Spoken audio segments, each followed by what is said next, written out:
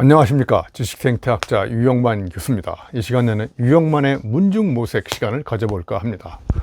계속 연이어서 요즘 우리 시대에 큰 화두가 되고 있는 게 바로 챗 GPT 시대, 질문하는 능력 아닙니까? 그래서 제가 오늘 질문을 잘하는다는 것은 어떤 의미가 있을까? 제가 생각해 봤을 때 한 8가지 정도로 질문을 한번 생각해 볼 수 있을 것 같아요. 결국은 이런 질문을 잘하면 우리가 챗 GPT를 효과적으로 활용할 수 있고 인간이 갖고 있는 능력을 더욱더 업그레이드 시켜가지고 우리의 생각을, 사유의 지평을 더 넓혀 나갈 수 있는, 깊이를 깊게 만들어 나갈 수 있는 그런 촉발점이나 동인이 바로 저는 질문이 된다고 생각합니다. 자, 그럼 첫 번째, 어떤 질문이 좋은 질문일까요? 저는 고정관념을 깨는 질문이 좋은 질문이라고 생각합니다.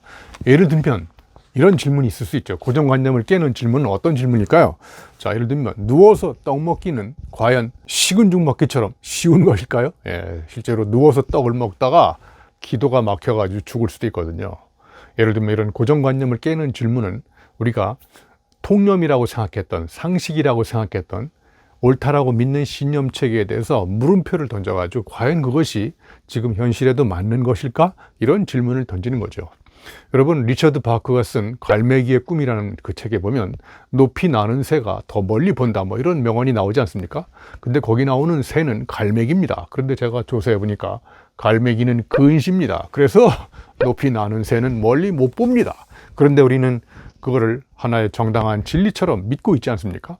이렇게 고정관념을 깨는 질문을 던지면 새로운 어떤 인식의 지평이 열린다고 생각합니다. 자, 그 다음에 두 번째, 당연함을 부정하는 질문입니다. 예를 들면 뭐뭐에는 뭐뭐가 있다, 이런 질문이 있지 않습니까? 이런 어떤 가정이 있지 않습니까? 그래서 우리가 영어로 assumption이라고 하는 이 가정을 의심해 보는 질문이 저는 당연함을 부정하는 질문이라고 생각합니다.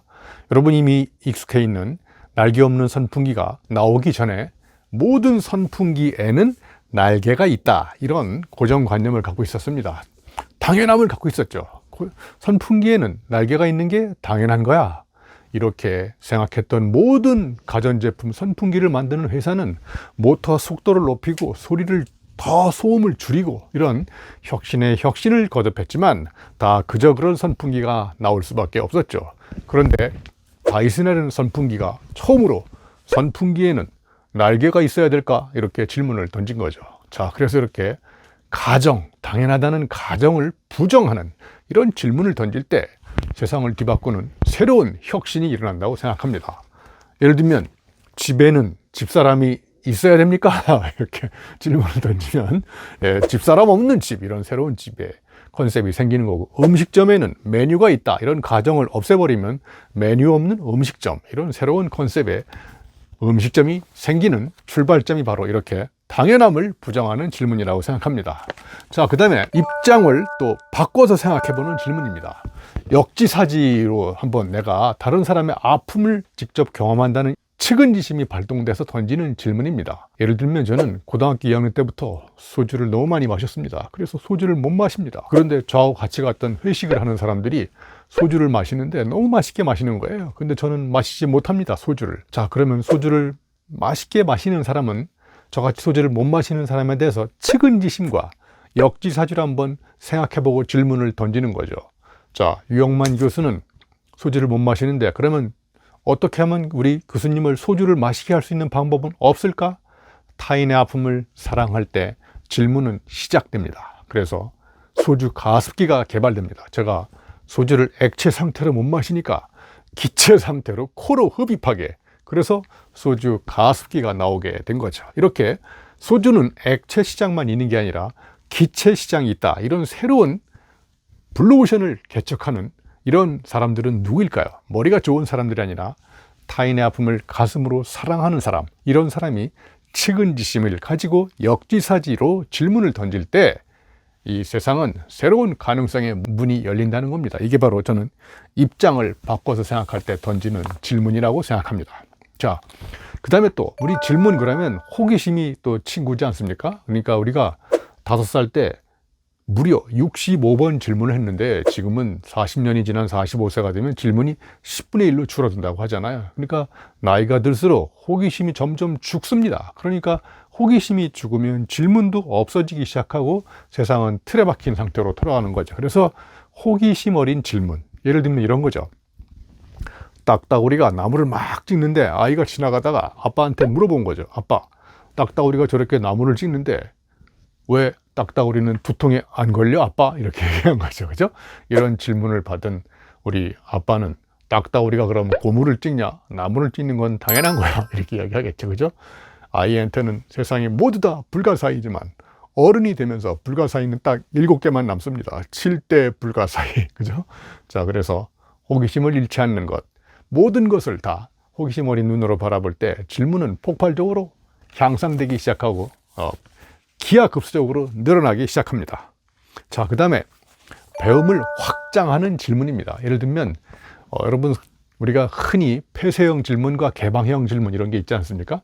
그래서 그렇게 yes, or와 no로 대답하는 질문보다는 열린 가능성을 이렇게 열어놓는, 그래서 그런 다양한 가능성에 대해서 생각해보게 만드는 질문인데, 이걸 조금 더 바꿔서 이렇게 생각해 볼 수 있어요. 심판자형 질문과 학습자형 질문. 자, 심판자형 질문은 문제가 터지면 야단을 칩니다.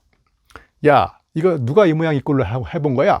사실 이건 질문이 아니라 그 사람들을 질책하는 거죠. 그러니까 문제를 일으킨 사람이 심리적으로 패배감만 들고 좌절감만 들게 던지는 질문이 바로 심판자형 질문입니다. 그런데 학습자형 질문은 이런 겁니다.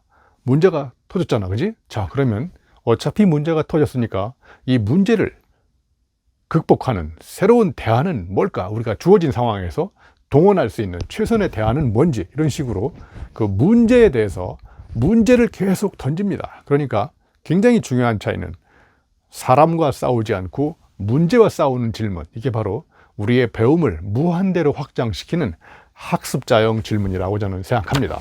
자, 그 다음에 6번째는요, 엉뚱하게 생각하는 질문입니다. 이것도 굉장히 호기심도 많이 있을 수 있지만 특히 전혀 관계없다고 생각되는 두 가지를 연결시켜서 질문을 던지는 겁니다.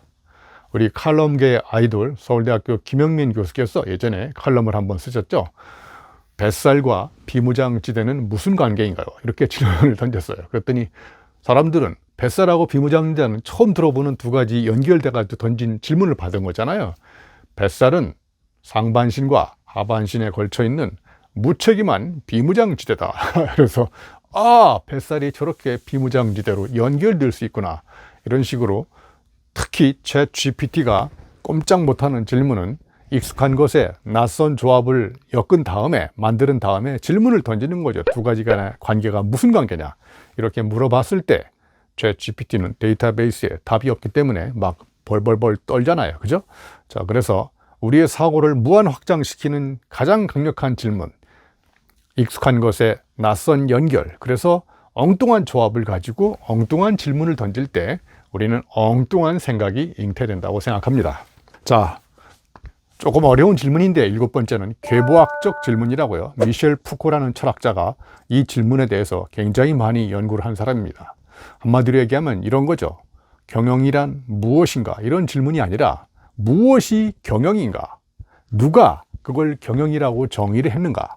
그 경영이라는 정의 속에 담겨져 있는 숨은 의미와 의도는 무엇인가? 이렇게 질문 속에 파묻혀 있는 질문을 만든 사람의 의도, 더 구체적으로 얘기하면 불온한 의도 또는 그 당시를 지배하는 지배 집단의 이데올로기가 숨어 있지 않나, 이런 질문을 던져보는 거죠. 그래서 괴부학적 질문은 틀에 박힌 질문, 경영이란 무엇인가?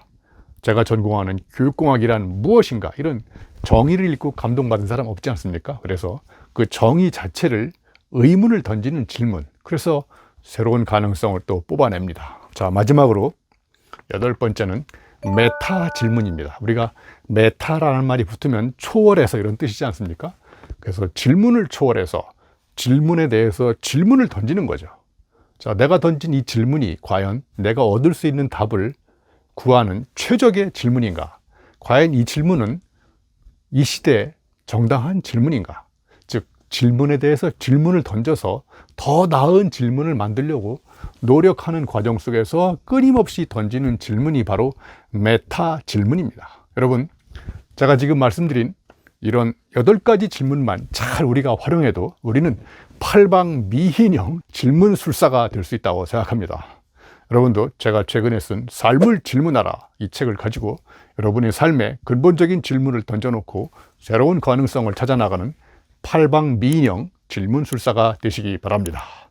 여러분 고맙습니다.